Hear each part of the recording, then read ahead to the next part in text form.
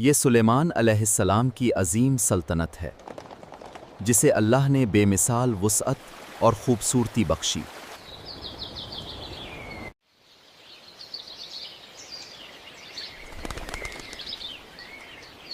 ناظرین، آپ نے سوچا ہے کہ دنیا کی تاریخ میں ایک ایسی سلطنت بھی گزری تھی جس کا بادشاہ صرف انسانوں پر نہیں بلکہ جنات، پرندوں اور اللہ کے حکم سے چلنے والی ہواؤں پر بھی حکومت کرتا تھا۔ ایک ایسا نبی جس کی زبان سے نکلنے والا ہر فیصلہ عدل و انصاف کی مثال بن جاتا تھا۔ ایک ایسا فرمان روا جس کی حکمت کے سامنے بڑے بڑے بادشاہ حیران رہ جاتے تھے اور جس کا ذکر اللہ تعالیٰ نے قرآن کریم میں عزت، عظمت اور شان کے ساتھ فرمایا ہے۔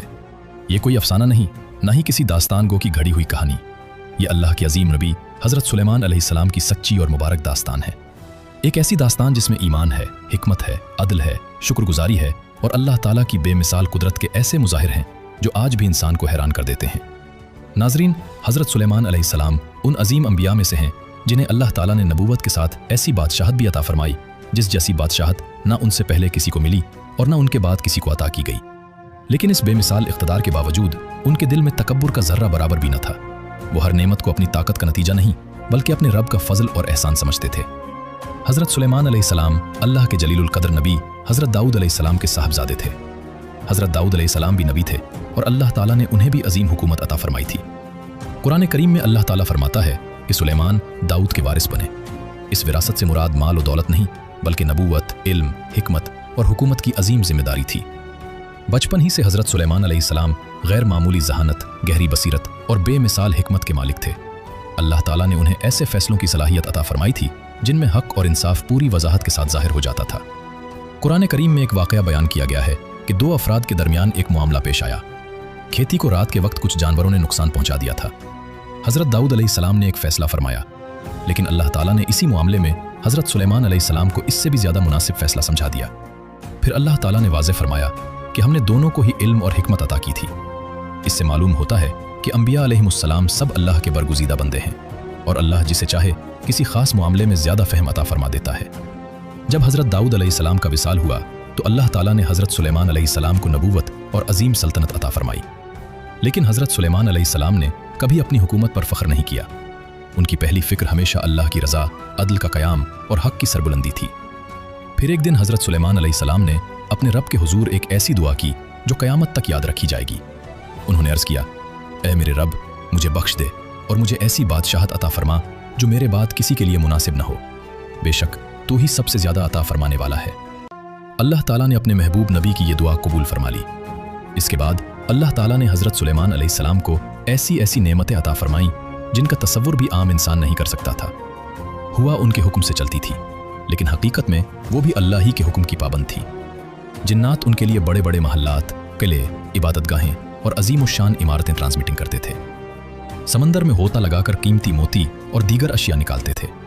پرندے ان کے لشکر کا حصہ تھے اور اللہ تعالیٰ نے انہیں پرندوں کی بولیاں سمجھنے کا علم بھی عطا فرمایا تھا۔ لیکن ان تمام عظیم نعمتوں کے باوجود حضرت سلیمان علیہ السلام کے لبوں پر ہمیشہ شکر کے کلمات ہوتے تھے۔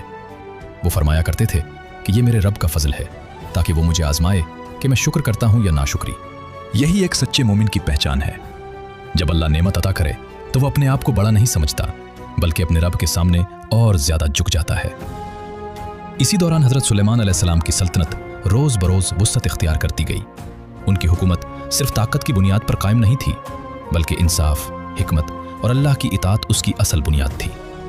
دور دور سے لوگ ان کے عدل کے چرچے سنتے اور ان کی حکمت سے متاثر ہوتے تھے۔ ان کے دربار میں انسان بھی موجود ہوتے، جنات بھی، اور اللہ کے حکم سے پرندے بھی اپنی اپنی صفوں میں کھڑے رہتے تھے۔ یہ ایسا منظر تھا جس کی مثال تاریخ میں کہیں اور نہیں ملتی۔ لیکن اس عظیم سلطنت کا اصل مقصد دنیاوی شان و شوکت نہیں تھا۔ حضرت سلیمان علیہ السلام ہر نعمت کو اللہ کی توحید پھیلانے، انصاف قائم کرنے اور لوگوں کو اپنے رب کی طرف بلانے کے لیے استعمال کرتے تھے۔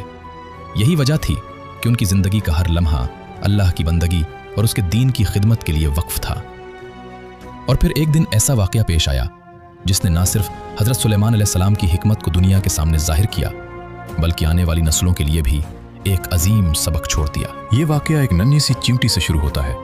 ایک دن حضرت سلیمان علیہ السلام اپنے عظیم لشکر کے ساتھ سفر کر رہے تھے۔ یہ کوئی عام لشکر نہیں تھا، اس میں انسان بھی تھے، جنات بھی اور پرندے بھی، ہر ایک اپنی اپنی صف میں انتہائی نظم و ضبط کے ساتھ آگے بڑھ رہا تھا۔ یہ منظر اللہ تعالیٰ کی عطا کردہ اس بے مثال سلطنت کی نشانی تھا जिसका जिक्र कुरान करीम ने किया है। सफ़र के दौरान जब यह अजीम लश्कर एक वादी के करीब पहुंचा तो वहाँ चींटियों की एक बस्ती आबाद थी। इसी वक्त एक चींटी ने अपनी कौम को मुखातिब करते हुए कहा, ऐ चींटियों, अपने अपने बुलों में दाखिल हो जाओ, कहीं ऐसा ना हो कि सुलेमान और उनका लश्कर बेखबरी में तुम्हें रोन डाले। ये अल्फाज निहायत अहम हैं। चींटी ने यह नहीं कहा कि सुलेमान अलैहिस्सलाम जानबूझकर हमें कुचल देंगे, बल्कि उसने वाज़ेह किया कि अगर ऐसा हुआ तो वो बेखबरी में होगा। इससे मालूम होता है कि अल्लाह के नबी जुल्म करने वाले नहीं होते, बल्कि हर मखलूक के साथ रहमत और इंसाफ का मामला करते हैं। अल्लाह ताला ने हज़रत सुलेमान अलैहिस्सलाम को जानवरों और परिंदों की बोलियां समझने का इल्म अता फरमाया था। जब उन्होंने इस चींटी की बात सुनी तो मुस्कुराए, लेकिन ये मुस्कुराहट गुरूर की नहीं थी, बल्कि अल्लाह की नेमत पर शुक्र की थी। उन्होंने फ़ौरन अपने रब के हुजूर दुआ की, ऐ मेरे रब, मुझे तौफीक दे कि मैं तेरी इन नेमतों का शुक्र अदा करूं जो तूने मुझ पर और मेरे वालिदैन पर फरमाई हैं, और मुझे ऐसे नेक आमाल करने की तौफीक दे जिनसे तू राज़ी हो, और अपनी रहमत से मुझे अपने नेक बंदों में शामिल फरमा।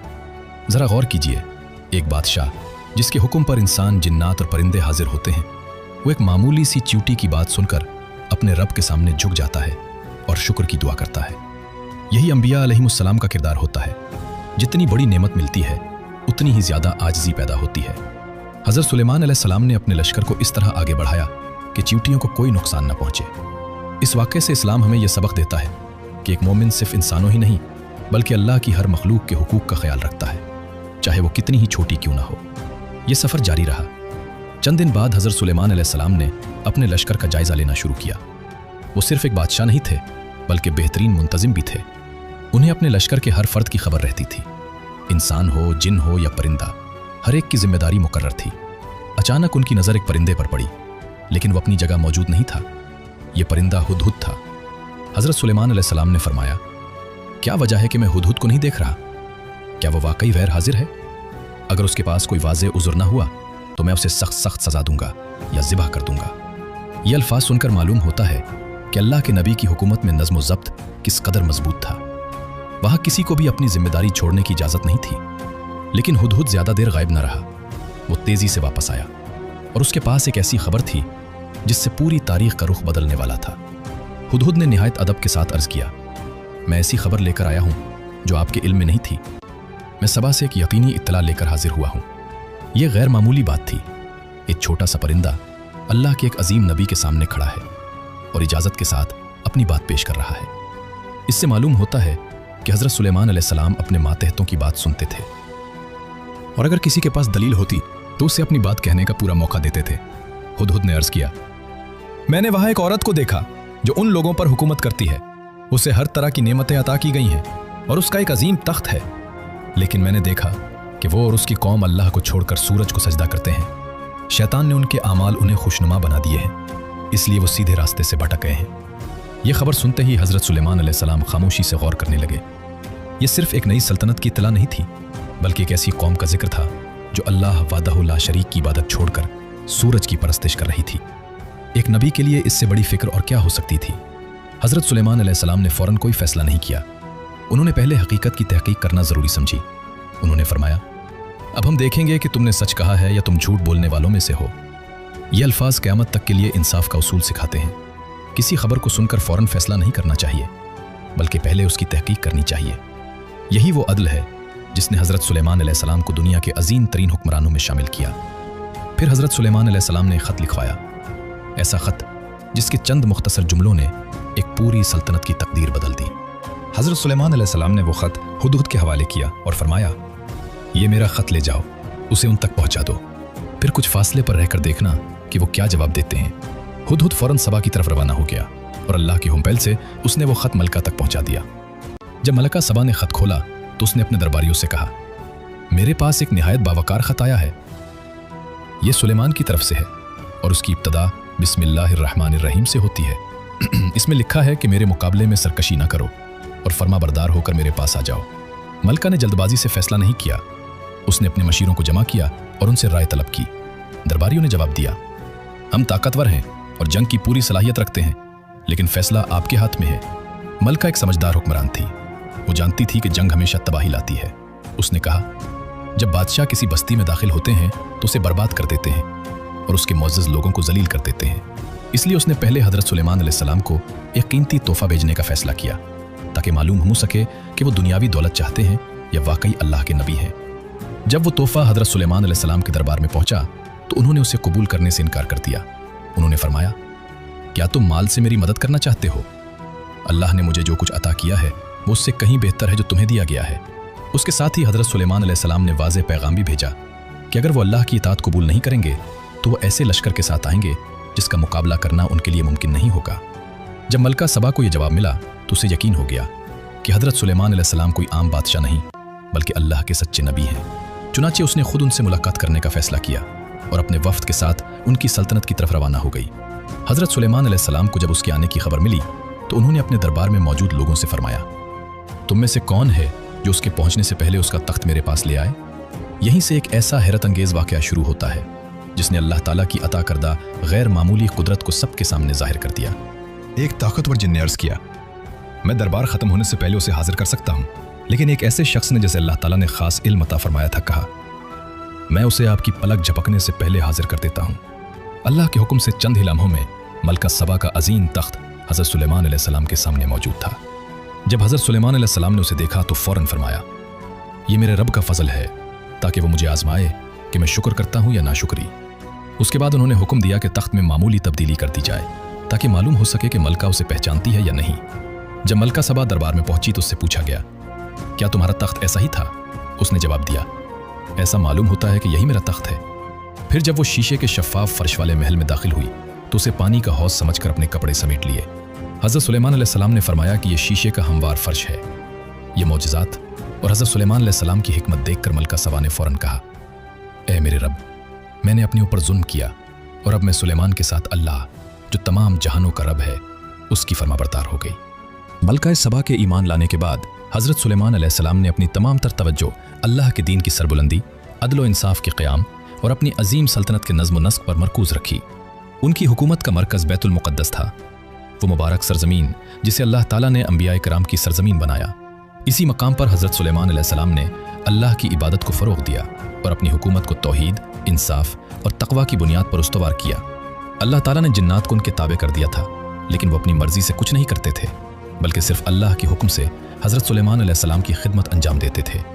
कुरान करीम में ज़िक्र है कि वो उनके लिए मजबूत किले, बुलंदोबाला इमारतें, इबादत गाहें, बड़े बड़े हौज़ और मजबूत देगें तैयार करते थे। ये सब अल्लाह ताला की अता करदा नेमतें थीं जिन पर हज़रत सुलेमान अलैहिस्सलाम हमेशा अपने रब का शुक्र अदा करते थे। इस्लामी रिवायात में आता है कि हज़रत सुलेमान अलैहिस्सलाम ने अल मस्जिदुल अक्सा की तामीर व तजदीद का अजीम काम भी अंजाम दिया। उन्होंने दुआ की कि जो शख्स खालिस अल्लाह की रज़ा के लिए इस मुक़द्दस मस्जिद में इबादत करने आए, अल्लाह ताला इसे गुनाहों से इस तरह पाक कर दे जैसे वो अपनी पैदाइश के दिन पाक था। यही वजह है कि मस्जिद अक्सा इस्लाम के मुक़द्दस तरीन मकामात में शुमार होती है और अंबिया कराम की तारीख़ में इसका अजीम मकाम है। हज़रत सुलेमान अलैहिस्सलाम की हुकूमत सिर्फ ताकत की अलामत नहीं थी बल्कि रहम, अदल और हिकमत की बेहतरीन मिसाल थी। अमीर और गरीब, ताकतवर और कमज़ोर, सब के लिए एक ही इंसाफ था। वो हर फैसले में अल्लाह के हुक्म को मुकद्दम रखते थे और अपनी हर कामयाबी को अपने रब का फजल करार देते थे। फिर वो वक्त भी आया जिसे अल्लाह ताला ने हर इंसान के लिए मुकर्रर फरमाया है। रिवायात के मुताबिक हज़रत सुलेमान अलैहिस्सलाम बैतुल मुक़द्दस में इबादत और निगरानी के दौरान अपने असा पर टेक लगाए खड़े थे। इसी हालत में अल्लाह ताला ने उनकी रूह कब्ज़ फरमा ली, लेकिन चूंकि उनका जिस्म मुबारक खला रहा इसलिए जिन्नात उन्हें जिंदा समझते रहे और मुसलसल अपने काम में मशगूल रहे। काफ़ी अरसे बाद अल्लाह ताला के हुक्म से एक दीमक ने उनके असा को अंदर से खाना शुरू किया। जब असा कमज़ोर होकर टूट गया तो हज़रत सुलेमान अलैहिस्सलाम का जिस्म मुबारक ज़मीन पर आ गया। तब जिन्नात को मालूम हुआ कि अल्लाह के नबी का विसाल तो बहुत पहले हो चुका था। कुरान करीम ने इस वाक़े को हमेशा के लिए एक दलील बना दिया कि जिन्नात गैब का इल्म नहीं रखते। अगर उन्हें गैब का इल्म होता तो वो इतनी तवील मुद्दत तक सख्त मुशक्क़त में मुब्तला न रहते। इस वाक़े ने उन लोगों के अक़ीदे की भी तरदीद कर दी जो जिन्नात को गैबदान समझते थे। नाज़रीन, हज़रत सुलेमान अलैहिस्सलाम की ज़िंदगी हमें सिखाती है कि दुनिया की सबसे बड़ी सल्तनत भी हमेशा बाकी नहीं रहती। इक़्तिदार ख़त्म हो जाता है, महल्लात वीरान हो जाते हैं और इंसान इस दुनिया से रुखसत हो जाता है, लेकिन नेक अमाल, अदल, शुक्रगुजारी और अल्लाह की इताअत हमेशा बाकी रहती है। हज़रत सुलेमान अलैहिस्सलाम ने हमें यह सबक दिया कि अगर अल्लाह ताला किसी इंसान को इल्म, दौलत, ताकत या इख्तियार अता करे तो उसे गुरूर का नहीं बल्कि शुक्र का ज़रिया बनाना चाहिए। यही अल्लाह के नेक बंदों का रास्ता है और यही वो रास्ता है जो दुनिया और आखिरत दोनों में कामयाबी अता करता है। اللہ تعالی ہمیں حضرت سلیمان علیہ السلام کی سیرت سے سبق حاصل کرنے، ان کی شکر گزاری، عدل اور توحید پر قائم رہنے کی توفیق عطا فرمائے۔ آمین یا رب العالمین۔